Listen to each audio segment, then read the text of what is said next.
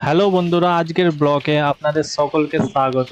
আজকে শ্রাবণ মাসের ফার্স্ট শনিবার সকালে উঠে আকাশটা দেখি ভীষণ মেঘলা হয়ে, তাই ভাবছিলাম আজকে গস্তে যাব কি না। তো দোনো মনো করতে করতে ভাবলাম চলেই যাই।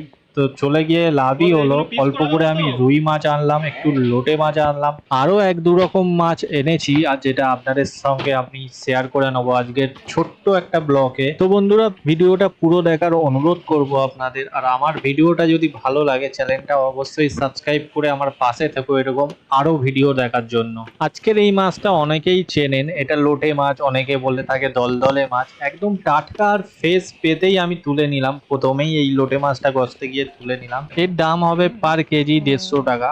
একদম টাটকা আর ফ্রেশ। আর রুই মাছ তো দাম জানেনই, আজকেও ডিম ছাড়াই মাছ এনেছি।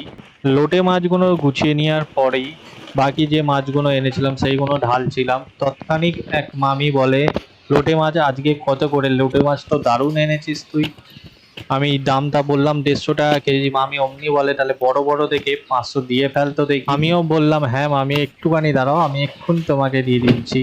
লোটে মাছটা মেপে মামিকে কেটেও দিলাম। কেটে দেওয়ার পর রুই মাছগুলো সব বাক্সতে ঢুকিয়ে একটা মাছ কেটে দিলাম। কি দেখুন, কি দারুণ মাছ!